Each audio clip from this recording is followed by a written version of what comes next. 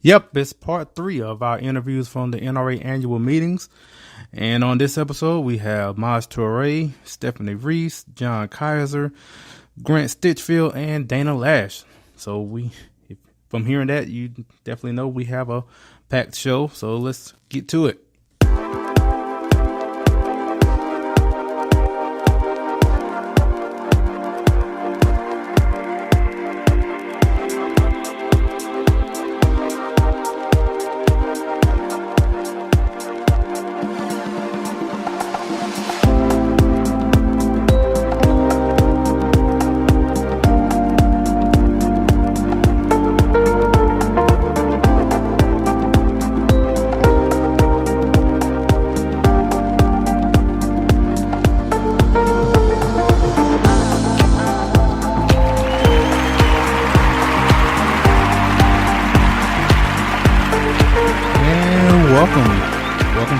Episode 96 of Trend Chat. 3 more to 100.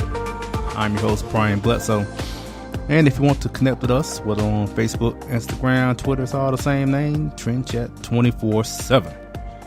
So, just want to mention again, thanks to everyone that has been listening the past 2 episodes, especially with part 1 with Senator Cruz. I just want to say again, I appreciate that.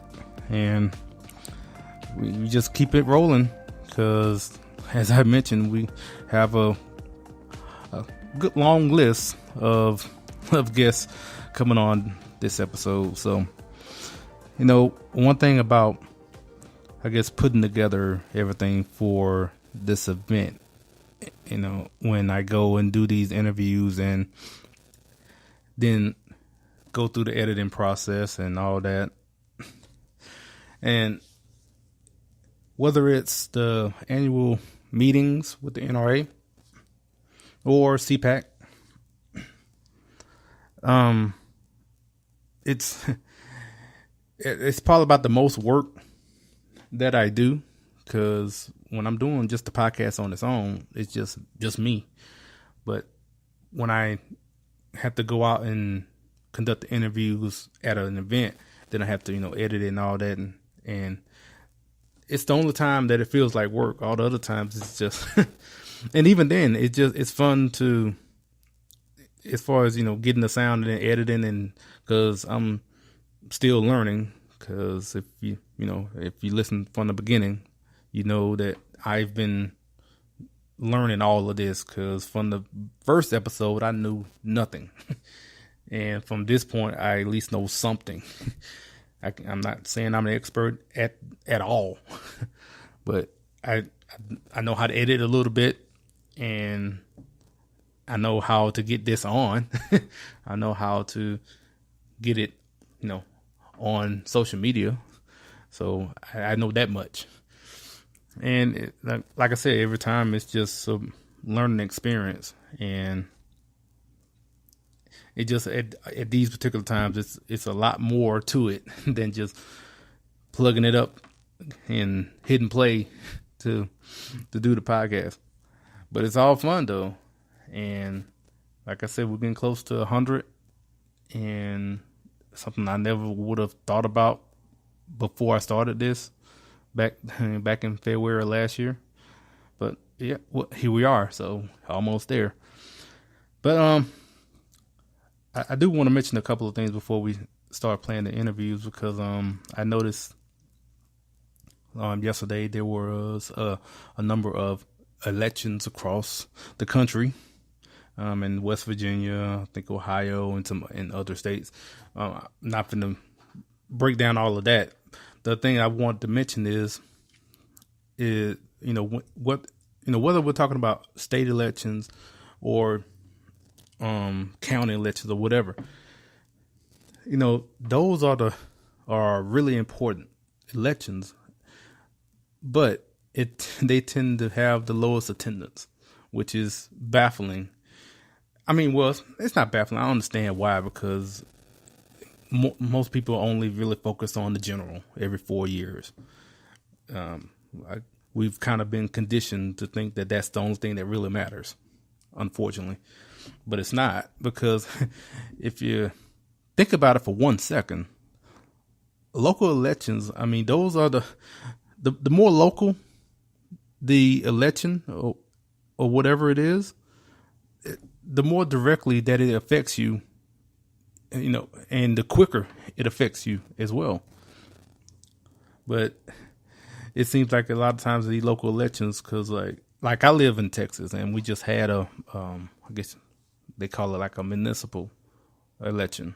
So it's just the city of Arlington. So, and those people that are elected, those people are going to affect whatever it is in my life a whole lot sooner than anything that happens in the general. Although what happens in the general may have larger ramifications of it, but still, whether you're talking about when it comes to taxes or how taxes are spent, or how much taxes you're going to have, and what kind of taxes, if you want more or less, when it comes to how to allocate the funds and everything like that. Those are things that are done right there in front of you, right there in City Hall. And so, unfortunately, a lot of people don't really get involved in those local elections, and then turn around to complain about this or that, or wondering why I'm paying for this, or why is there this tax on my receipt, or, stuff like that. And when they mention something like that, well, did you vote for? I mean, did you go to the ballot to vote for that tax? I didn't. No, I didn't. Well, and you don't like it, or do you want more of it? Then you have to get involved. But in a lot of these cases, kind of just feel like you're just beating your head up against the wall. Just that's just the way it is right now. So it's just something that just kind of came across my mind. I guess with the elections going on across the country yesterday, and I mean, it's not like there's not going to be others. In Texas, in particular, there's a runoff on May 22nd. So, and who knows? It's probably going to be very low attendance in that as well, especially for a runoff. Even less than when it was just the primary. But that's anyway. No point of repeating that. But also, well, I'm actually going to mention that in the middle. I'm going to go ahead and get started. So the first up, we're going to have Toure with Black Guns Matter. We spoke to him last year, and we just caught up with him again last week, and just kind of get a update as far as what's going on with him. So here we go. Hello, this is Trent Chat. We're here at the NRA annual meetings, and we are pleased to have Toure with us. He's the founder of Black Guns Matter. How you doing? I'm wonderful. How are you? So, this is, I guess, the second time being on. You talked last year. So, what's been new since then? Well, what's been new is the 50-state tour. We've raised about $90,000, and we've already hit 40 cities. We want to do every state in America, but what's changed is, a lot more information about, firearm safety and training in urban areas. A lot more people are more comfortable with the concept, that the Second Amendment, maybe not in our gun culture, but some people outside of the gun culture are becoming more understanding that this Second Amendment specifically as well is related, or for people in urban America. So the last year and some change has been amazing in that regard. One of the things I noticed that you had, I guess, like gun debate tour, so tell us about that. Yeah, so the gun debate tour is to have a conversation in Chicago. I'll be in Chicago for the whole month of May. Those conversations will be around taboo topics in relation to firearms and freedom in America. So one of the classes being on, guns and weed. One of the classes being on guns and felons, and showing, how some of these things are in opposition to our personal freedoms. I think it's very important for us to have that dialogue and have those conversations in order to move forward. I think that's very important. We got to stop acting like the guys in the cannabis community. In a lot of states, it's lawful. We got to stop pretending like marijuana is scheduled the same, legitimately scheduled the same as like a heavy narcotic. And we got to also highlight the fact that a lot of times, veterans are coming home that may have PTSD and pain, and they lawfully can have marijuana, but then they're winding up giving away their Second Amendment rights because they're getting persecuted. So these are the conversations that we're going to have around that debate, and it's going to be amazing. So with the tour going on, so how's the reception been?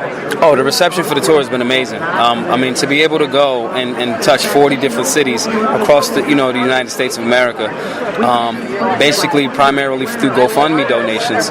People don't pay for things that they don't want, and for people to trust us enough to give us their hard-earned money to move forward in that direction, it's been amazing. It speaks to the fact that we're being received well by the general public, and that's an amazing thing. And if people want to support you? If people want to support, they can go to our GoFundMe, gofundme.com/Black Guns Matter. They can hit us up on social media, official Black Guns Matter _Maj Toure on Facebook, and just social media in general. But if they want to support financially, gofundme.com/Black Guns Matter.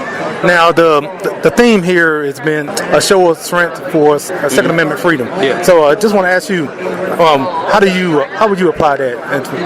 I'd apply that in doing things like this, or going to the areas like we're doing with Black Guns Matter, going to the areas and places that traditionally, some people forget about, and strengthening those areas. We overall become stronger when,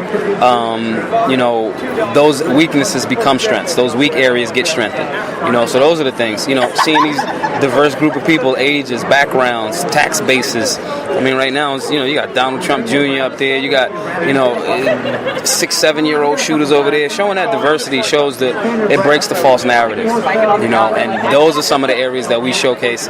Strength, and that strength in numbers being something that we can use for political exercising our political power to overturn anti-freedom legislation. Now, this has nothing to do with guns, but I just want to ask you, because it's something I've been asked about myself, is opinions about what's been going on with Kanye the past couple of weeks. I think it's wonderful. I think the conversation that Kanye started, that's all we needed from him. We just needed Kanye to have that conversation, to say these things. It's not his responsibility to walk all of through everything. He's not a crutch, but the fact that he had the conversation and started that's impactful, and I don't expect him to go to the range with me next week. But I do appreciate the fact that he had statements, in regards to him saying, you don't have to be submissive to one particular political party.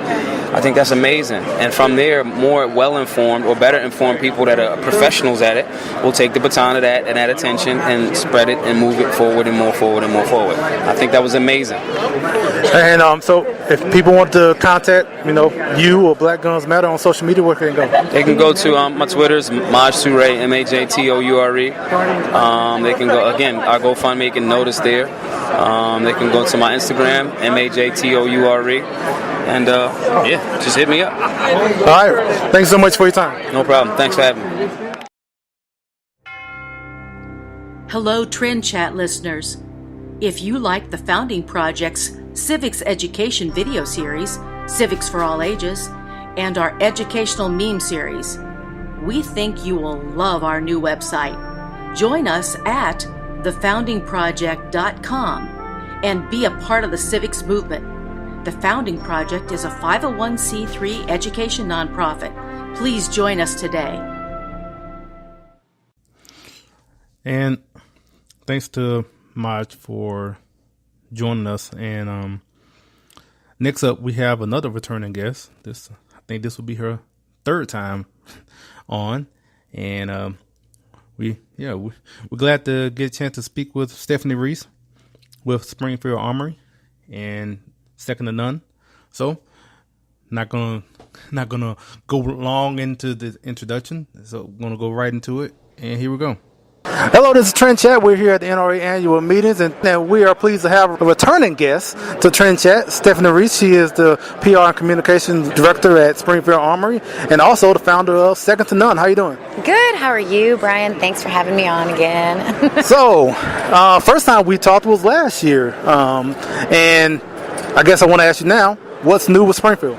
So we actually just released 3 different products. So the first one being our Saint Pistol in 300 Blackout. So our Saint Pistol had been doing really well, and we'd gotten a lot of requests for, offering it in a different caliber variation. So we just came out with that in 300 Blackout. We also just released our Saint SBR and our Saint Edge SBR. So the difference between the Saint and the Saint Edge is very similar to our AR-15 platform. Our Saint SBR is our entry level, although it does have a free float handguard, and then the Saint Edge SBR is kind of the souped up version of that same model.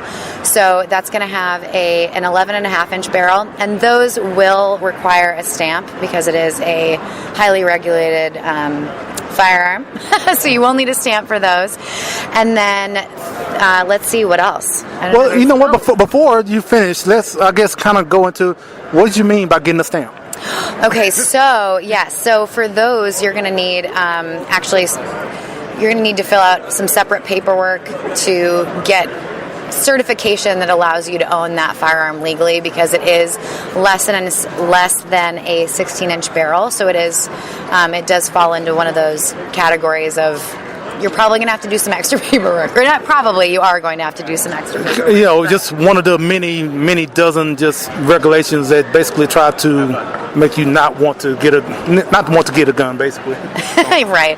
Yes, and the only difference is just the fact that it has a less than 16-inch barrel and it happens to have a buttstock. So that considers it a short-barreled rifle, which is what specifically qualifies it to need a stamp.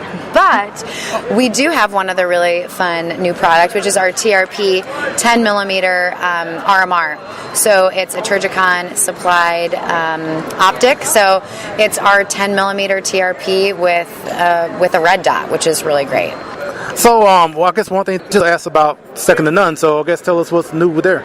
Yeah, so I'm still working on the website. So it's a Second Amendment lifestyle website for women that kind of encompasses everything lifestyle related, fashion, food, anything else fun and lifestyle related, but then also covers, how to concealed carry in your purse if you want to purse carry, and just covers a lot of different bases. And I just felt like there was a void in the market where that was concerned, and I just wanted to add my voice of women who are Second Amendment supporters. So I guess anything new as far as maybe, I don't know, podcast. I don't know. Mm-hmm. I'm doing the podcast, so I guess that first thing came to mind. That's right. Yeah, no, just continuing to work on my website and trying to build really great content. If anyone's listening and wants to collab, by all means, you can reach out.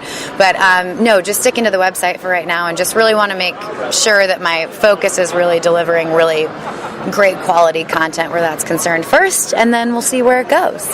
Okay, now, was there anything else as far as anything new going on? Oh, no. Well, we came out with those 3 model. Well, I guess there's 4 technically. Just before NRA, and I'm trying to think. Let's see. We came out with our 911 380 that we announced around SHOT Show time. So I don't think we got a chance to talk about that. That's our first 380 that we've produced. We're all really excited about that one as well. That one's like my personal favorite at the moment. So I have one on order as soon as... so I'm getting one soon, which I'm pumped about. But it has thin line G10 grips, a G10 trigger. Let's see.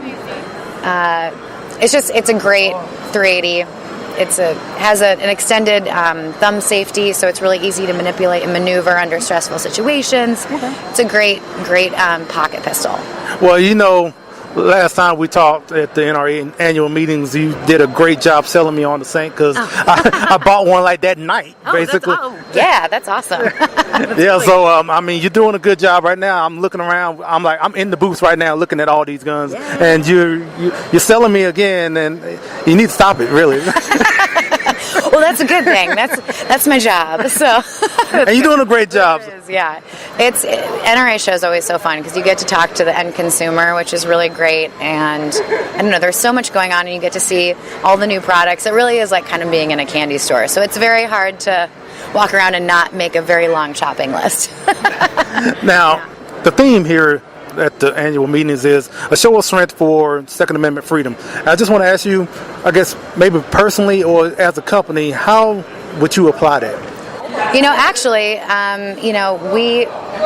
we have a long history in the state of Illinois for fighting anti-gun legislation in the state. So, we really feel like the Second Amendment is the whole reason why we are Springfield Armory. So I don't think America would be the same without it. We do our best to fight all the anti-gun legislation, and it is the backbone, I think, of what makes America so great. All right. Well, I appreciate so much for your time, and maybe we might have you on a little bit sooner. Yeah, sounds great. Yep, and thanks to Stefany for joining us. And yeah, that's I wanted to break in between here. I was gonna go straight into the next one, but as you heard in the interview, that she did a great job in selling me on the Saint last year. Before I go any further, I just want to say I've noticed how much I've grown in knowledge in knowing about guns just from hearing her interview then. Because in hearing her talk about the guns and talk about the edge and how she was describing the features and here and there, I remember last year I didn't know anything about what she was talking about. I was like clueless, and as she was describing it, I was like, okay, I don't really know what that means. And now hearing it again, I'm like, oh, okay, triggers and all. Okay, I know, I have an idea of what you're talking about. And okay, now I understand why you're making a point to talk about this particular feature and this and that. So just by hearing that again, I just something that I've noticed.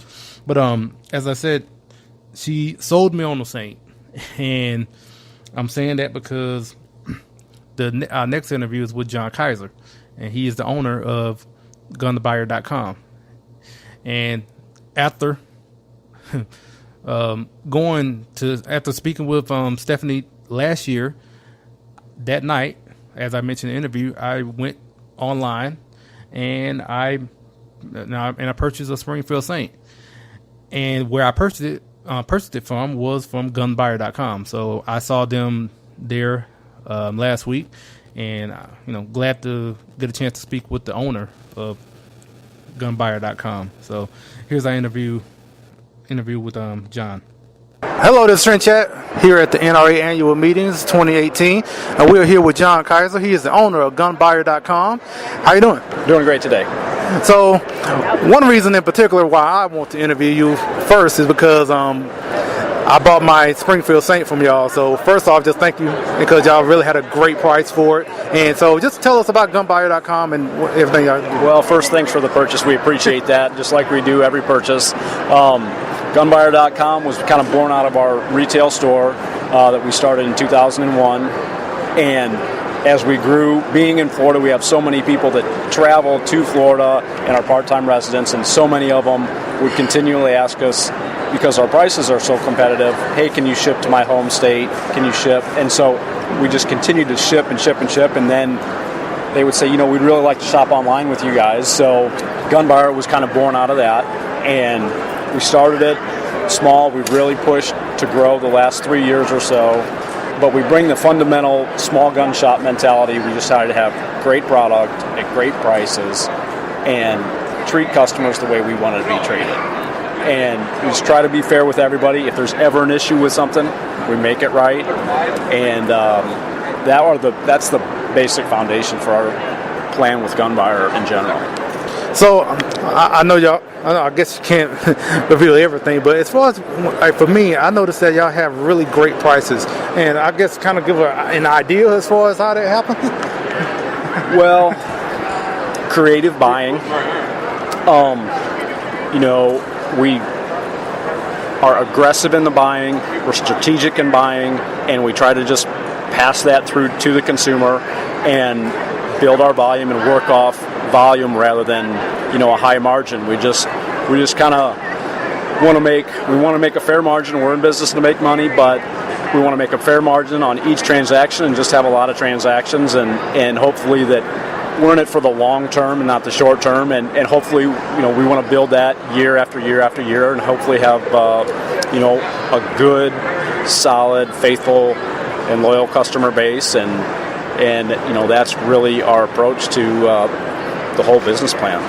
So I guess one thing I wanted you to address is the many misconceptions as far as when it comes to purchasing guns, because I know being here you have a lot of people that especially anti-gunners that want to make it seem like you can buy a gun here and all that, and I know you know all the ins and outs of that, so I guess address some of those things. Well, I'd say you do hear terms out there, or anti-gun people out there say, the gun show loophole comes up a lot, and just buying guns online, and it's crazy that you can buy a gun online. What they don't say is you can order a gun online, but it always has to go to a federally licensed dealer. And so that's the part that they leave out, and which is unfortunate because somebody who's maybe in the middle that doesn't know, it gives them a false impression.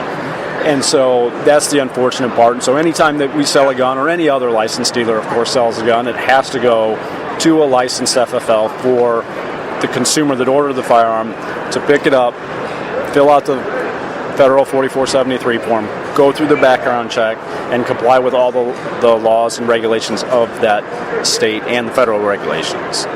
I guess if anyone wants to know more about gunbuyer.com, obviously I just gave the website, but as far as anything on social media? Yeah, we have a presence on Instagram, we have a presence on Facebook, Twitter as well. We're very active on all three of those platforms. So they can check us out on any one of those, and of course go to our website, gunbuyer.com. We're always, this week particularly, we're running great specials for NRA, but we constantly try to keep it fresh, try to keep great deals coming through to the firearms enthusiasts out there and just support shooting sports. All right, thanks so much for your time. Thank you, sir.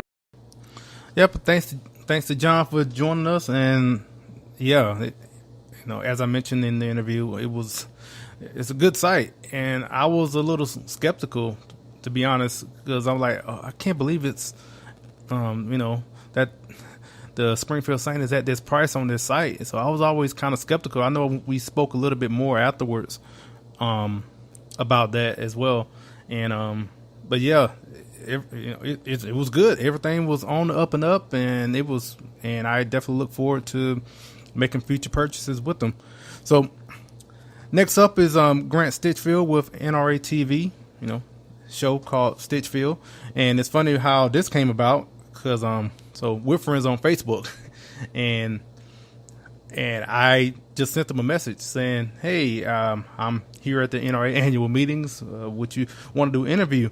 And before I was able to get a response, he was, I was walking toward the NRA TV booth, and he was there, and he said, hey, I got your message. So you want, you ready now? I was like, sure, let's do it. So I'm like, and from that, we went straight into this interview.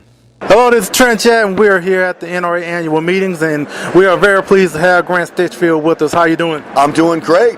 Now, did I say your last name right? Yeah, you did, Stinchfield. And the name of the show is Stinchfield on NRATV. NRATV.com, new website out. I want everyone to check it out. And just continue on. What is it all about? Oh, man, I'll tell you, really, to me, it's about freedom. And so here we got, I hope by the end of the week, and we'll have 100,000 people come through the doors. That's my hope. But this is a celebration, certainly about guns and the Second Amendment, but in the end, this is about freedom. This is like-minded people coming together to say, hey, you know what? We want to see our country continue in a positive direction that I believe Donald Trump has set this country back in motion, and it's just like-minded folks getting together. When you mention that, because I know I was thinking as far as about like new members coming in, and I just joined myself, so that's why I was just thinking as far as what you mentioned. So Brian Bledsoe, let me tell you something. Thank you from the NRA for joining. And what the mainstream media doesn't want to let anybody out there know is that in the last 2 months, our membership has been exploding. People have seen the assault on our freedoms that are being waged by those on the left, and people are signing up in literally record numbers. And every single one of those memberships counts. Every single one of those memberships helps us spread this message to push back against this literally a cold civil war on our freedoms. And you're a part of that army, man. Thank you. No, well, I appreciate it. I just appreciate the NRA as far as what they're doing, as far as defending our God-given fundamental rights. So that's the reason why I joined. Yeah, well, I can't thank you enough for it, and I hope there's more of you like there. Spread the word, and NRATV is our vehicle to spread this message, to fight back where the mainstream media basically will not tell the truth. They're devious, they're deceptive. Your listeners are going to know that. NRATV has a message that literally just deals in truth, and so I urge everyone to tune in, NRATV.com, and let everyone out there know that we exist, because the more people that we can get the message to, the better this country is going to be. Now, one word you mentioned in there is truth, and so I guess you said a motto in general is nothing triggers, but nothing. What is it? Nothing triggers like truth. Okay, there you go. I knew you said, but not. Yeah, and so that was a shirt I wore, and boy, the left went wild over my Nothing Triggers Like Truth t-shirt. I got a Socialist Tears t-shirt that we're putting out there. John Oliver, the comedian on HBO, called my t-shirts antagonistic t-shirts. They're not antagonistic. They're just letting the rest of the world know the truth, and nothing triggers like the truth. And you see it from the left. You come with them with facts, they melt down. They literally melt down like a snowball in hell. Now, one thing that I saw during the forum is one of the clips, and one of the clips featured you and standing in front of a TV, and I had all the CNN, MSNBC, spreading whatever, and you standing there with a sledgehammer. So, just tell us how that came about. What was the reaction? I wasn't in the forum. Was there a reaction to that video? Oh, very raucous. Yeah, yes. Like, I mean, when you swung that sledgehammer and hit that TV, everybody just got up, just started clapping. Yeah. No, see, I need a video of that. That's awesome. Oh, yeah. So look, that video is literally, I was able to do what I think every conservative, gun-loving, freedom-loving, patriotic American wants to do, and that was take a sledgehammer to the television set when they're watching it at night, because they're fed up with the things that are being said about members here.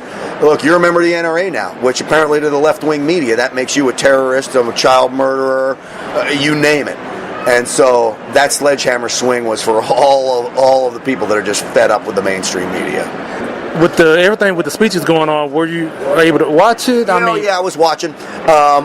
When those videos were playing, we were doing our live broadcast. So, but I watched all the speeches going on. So, well, I'm going to ask you what do you think. But one thing that stuck out to me in Vice President Pence's speech is when he mentioned the stories of the armed citizens who did the right thing that don't get the recognition from the media. And those are, I want to ask you about that in particular in his speech. Yeah, well, the bottom line is those stories aren't told. The good guys with guns stopping bad guys with guns, the stories don't want to be told.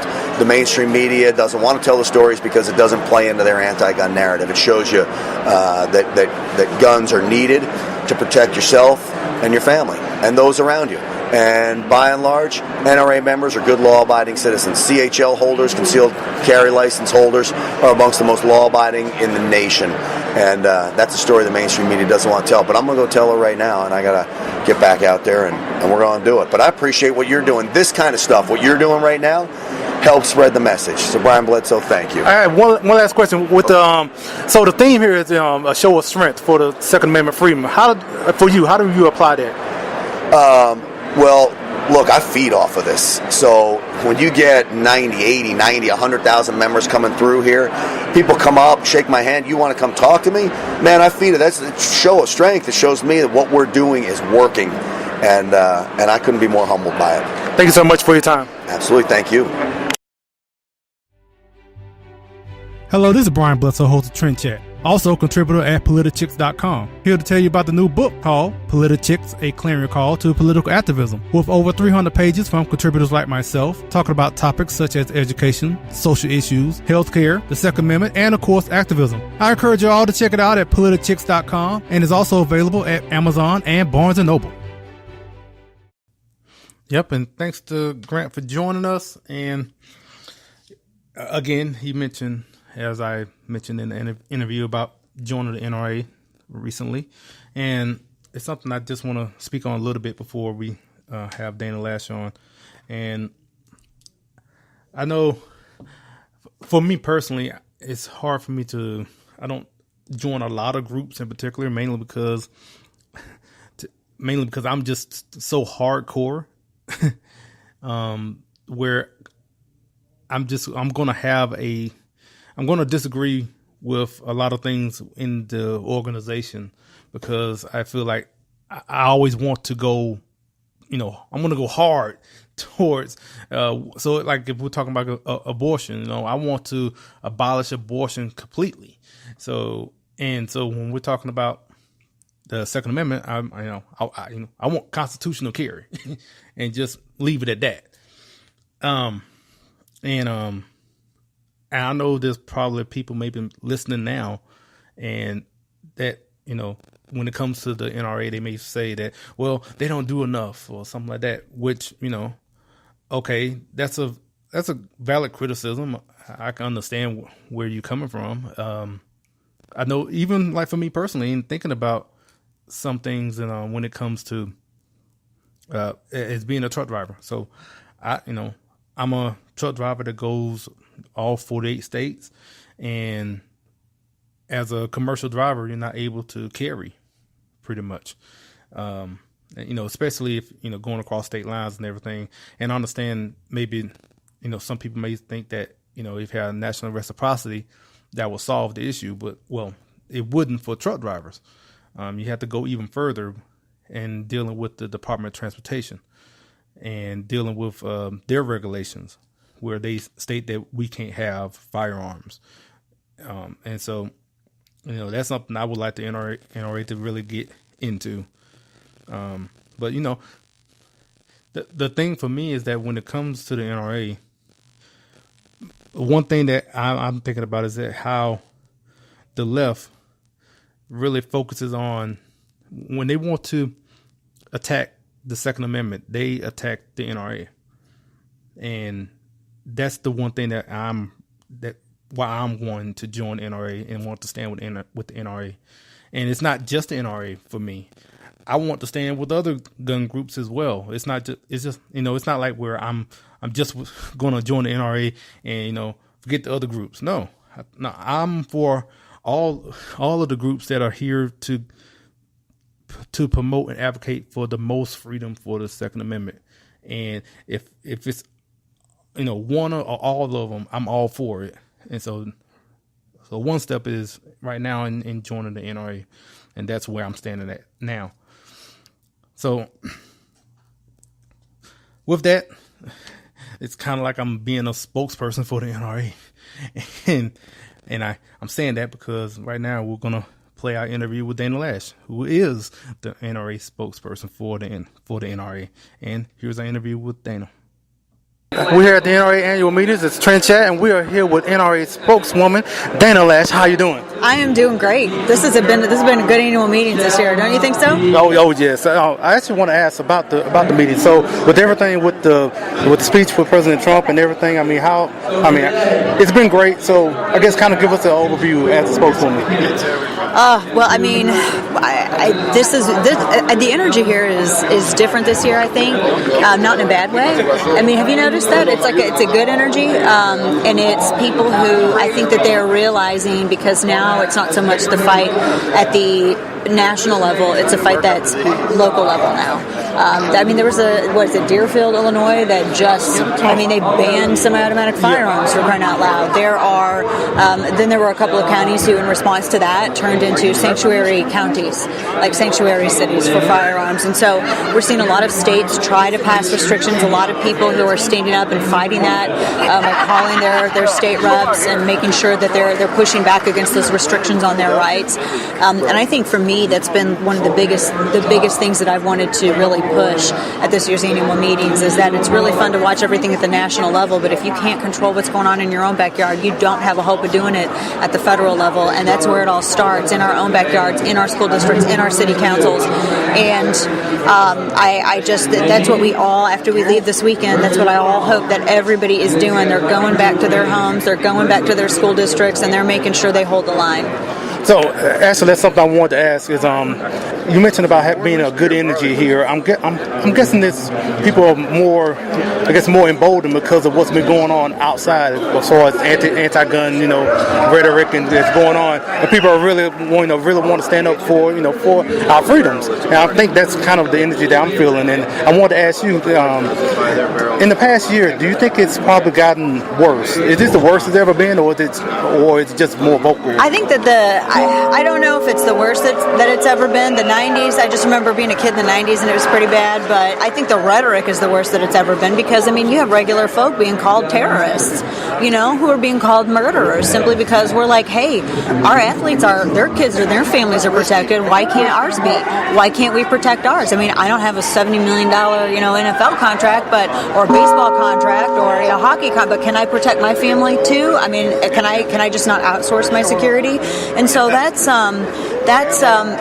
what I've noticed that's incredibly different, is their rhetoric. Not that I've seen from law-abiding gun owners, but from people who are not gun owners. They don't know anything about firearms. They don't know anything about firearm law, and they're accusing parents who have their own children of being somehow complicit in a murder, multiple murders, where you had local law enforcement, the sheriff of an area who didn't pay attention to what was going on in his own community, the superintendent who didn't want to pay attention to what was happening in his school district because he would rather have it on his resume that he reduced the crime rate at his school by not reporting offenses to local law enforcement, so he could also in addition get federal money. So those are the things, if the people who are tasked and they swear an oath to uphold, to serve and protect the people, like Sheriff Scott Israel, or their superintendents like Robert Runcie, or their the mental health professionals with Swung Hui Cho and Virginia Tech, and they miss it, and they're the ones who are directly involved with these individuals, why is it that their faces aren't out on these poster boards, and why aren't their names being chanted as having blood on their hands? Because those were the people who made or didn't make the decisions that enabled and contributed to these deaths. I'm just a mother who lives in Dallas, Texas. I have kids. I'm worried about our kids and security in schools, but I want to make sure that they have the same protection that our banks and our celebrities and everybody else has. My kids shouldn't go without. And Michael Bloomberg, my friend Tucker Carlson said, Michael Bloomberg, his bodyguards carry every single type of gun that he wants to ban.